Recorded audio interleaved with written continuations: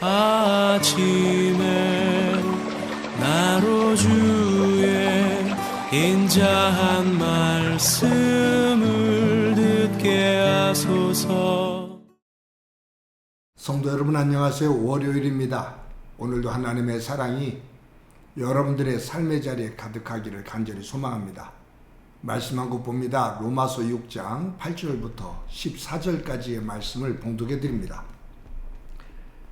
만일 우리가 그리스도와 함께 죽었으면 또한 그와 함께 살 줄을 믿노니 이는 그리스도께서 죽은 자 가운데서 살아나셨음에 다시 죽지 아니하시고 사망이 다시 그를 주장하지 못할 줄을 알미로라. 그가 죽으심은 죄에 대하여 단번에 죽으심이요 그가 살아계심은 하나님께 대하여 살아계심이니 이와 같이 너희도 너희 자신을 죄에 대하여는 죽은 자요 그리스도 예수 안에서 하나님께 대하여는 살아있는 자로 여길지어다. 그러므로 너희는 너희가 너희 죽을 몸을 지배하지 못하게 하여 몸의 사욕에 순종하지 말고 또한 너희 지체를 불의의 무기로 죄에게 내주지 말고 오직 너희 자신을 죽은 자 가운데서 다시 살아난 자 같이 하나님께 드리며 너의 지체를 의의 무기로 하나님께 드리라. 죄가 너희를 주장하지 못하리니 이는 너희가 법 아래 있지 아니하고 은혜 아래에 있음이라. 아멘. 언젠가도 한번 말씀드렸었는데 우리나라 초대교회 김익두라는 유명한 목사님이 계셨습니다. 그분은 또 깡패로도 유명했던 분입니다. 근데 그분이 이제 예수님을 믿고 변하기 시작합니다. 예수님을 믿은 이후 이 김익두 목사님은 자신의 죽음을 알리는 김익두 사망이라는 부고장을 마을 모든 사람들에게 돌립니다. 김익두가 죽었다는 부고장을 듣고 사람들이 깜짝 놀라잖아요. 그런데 다음날 보니까 김익두가 살아서 돌아다니는 거예요. 근데 한 가지 바뀐 것이 있다면 예수를 믿으면서 손에 성경을 들고 전도를 하는 겁니다. 그 모습을 보고 함께 그 깡패 노릇을 했던 한 청년이 김익두에게 물바가지로 물을 확 끼얹으면서 김익두가 죽기는 뭘 죽어? 라고 소리를 쳤습니다. 그때 김익두 목사님이 이렇게 말했다고 하죠. 김익두가 죽었으니까 망정이지 김익두가 살아있다면 넌 벌써 요절났다. 예수를 믿기는 내가 믿었는데 은혜는 네가 입었다. 라고 말을 했다고 하죠. 예수님을 믿기 이전에 깡패였던 김익두가 죽고 예수님을 믿은 이후에 변화되어진 김익두가 사는 겁니다. 옛사람이 죽고 예수님 안에서 새 사람이 살아나는 거죠. 우리가 세상을 살 때 세상 사람들과 세상은 치열한 경쟁 속에서 살아남기 위해서 내가 살아남아야 된다라고 말합니다. 양육강식입니다. 강한 자가 살고 약한 자는 먹히는 겁니다. 그것이 이 자연 생존 법칙입니다. 그런데 하나님은 이 세상과 다른 법칙을 말씀하셔요. 네가 죽어야 산다 그 말. 네가 죽어야 산다. 역설적이죠. 오늘 본문 그 앞에 있는 어제 주일날 큐티했던 내용이거든요. 6절에서부터 8절에 이렇게 기록되어 있습니다. 우리가 알거니와 우리의 옛사람이 예수와 함께 십자가에 못 박힌 것은 죄의 몸이 죽어 다시는 우리가 죄에게 종노릇하지 아니하려 함이니 이는 죽은 자가 죄에서 벗어나 의롭다 하심을 얻었음이라. 만일 우리가 그리스도와 함께 죽었으면 또한 그와 함께 살 줄을 믿노니. 내가 예수님을 믿는다라는 것은 예수님께서 우리를 위해 십자가에, 우리의 죄를 대속하기 위해 십자가에 달려 돌아가신 그 죽음. 하나님께서 말씀하셨거든요. 죄의 값은 사망이라고. 죄를 지으면 분명히 죽는다고. 그 죄의 값인 사망을 예수님께서 십자가에 달려 대속하시는 제물로, 희생제물로 돌아가신 거예요. 희생제물로 죽으신 거예요.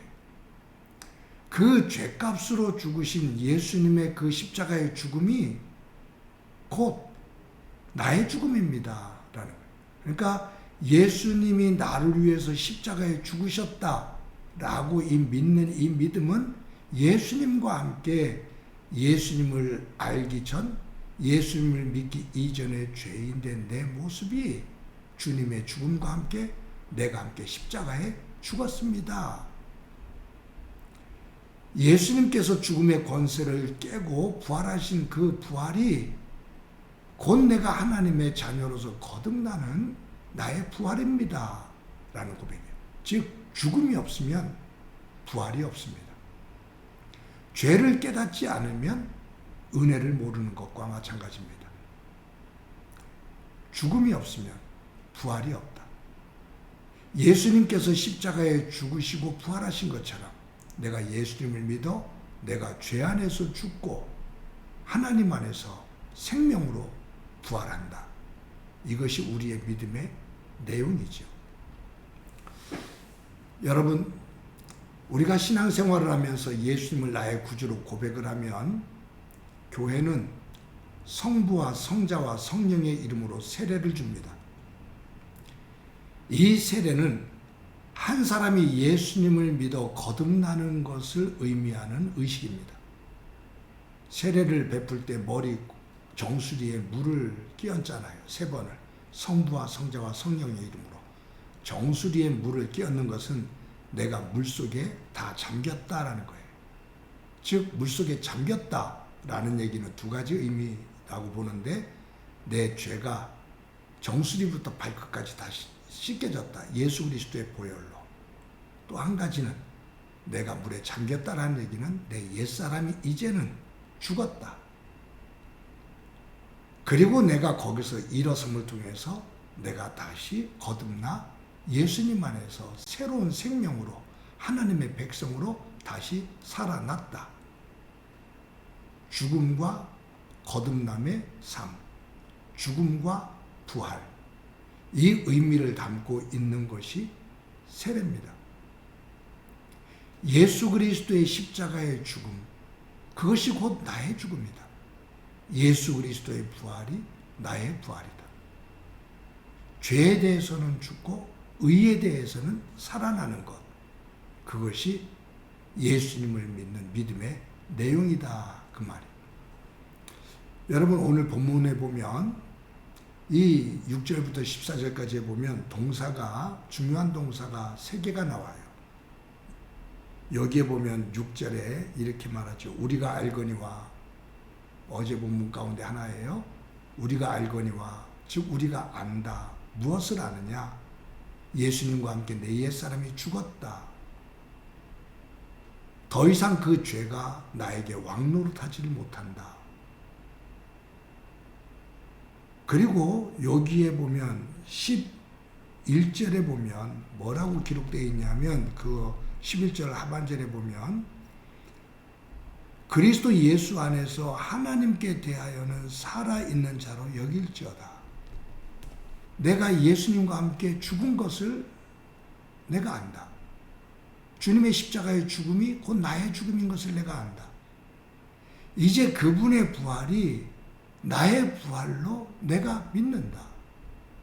예수 그리스도의 안에서 하나님에게 대하여 살아있는 자로 여길지어다. 믿을지어다. 그렇게 살아라. 내가 예수 그리스도와 함께 죽고 예수 그리스도 안에서 하나님의 자녀로 내가 살았다. 그렇게 믿고 사는 것. 그것이 우리의 믿음의 내용이다 그 말이에요. 근데 그것으로 끝나는 것이 아니라 오늘 본문 13절에 보면 뭐라고 말하냐 하면 또한 너의 지체를 불의의 무기로 죄에게 내어주지 말고 오직 너의 자신을 죽은 자 가운데서 다시 살아난 자 같이 하나님께 드리며 너의 지체를 의의 무기로 하나님께 드리라. 이제 예수님의 십자가의 죽음을 통해서 너희들이 옛사람, 죄의 사람이 죽고 하나님 안에서 하나님의 백성으로 거듭나 부활의 생명이 되었으니 너희들이 이제는 죄에 속해서 죄의 종으로 죄에게 너희를 불의의 무기로 내어주지 말고 하나님의 백성이 되었으니 하나님의 의의 무기로 너희들이 하나님 앞에 드려라. 하나님의 백성다운 삶을 살아라. 그 말이에요. 예수 그리스도를 통해서 내가 그 죄로부터 죽는 것을 아는 것. 내가 예수 그리스도의 십자가의 부활과 함께 내가 하나님의 자녀로 새롭게 살아나는 것. 그리고 하나님의 자녀가 되었으니 하나님의 자녀답게 살아가는 것. 그것이 우리의 믿음의 내용이다. 그 말이에요. 사랑하는 성도 여러분, 오늘도 우리의 믿음이 죄로부터 급급해야 하는 그러한 소극적인 믿음이 아니라 예수 그리스도 안에서 얻은 구원, 하나님의 자녀됨, 지금 죽어도 내가 영원히 하나님 앞에 설 수 있는 그 영생을 얻은 자로서 적극적인 믿음의 내용을 가지고 하나님의 의의 백성으로 살아가는 소중한 한날이 되어지기를 간절히 소망합니다. 한번 기도합니다. 하나님 감사합니다. 오늘도 귀한 날 주신 것 감사합니다. 예수님의 죽음이 곧 나의 죄에 대한 죽음이고 예수님의 부활하심이 나의 다시 살아남을 믿을진데 오늘도 하루를 살면서 불의의 무기로 죄에게 내어주지 않고 의의 무기로 하나님의 백성답게 하나님의 자녀답게 소중하게 한 날을 살아가도록 은혜 베풀어 주옵소서. 함께해 주시리라 믿고 예수님의 이름으로 기도드립니다. 아멘.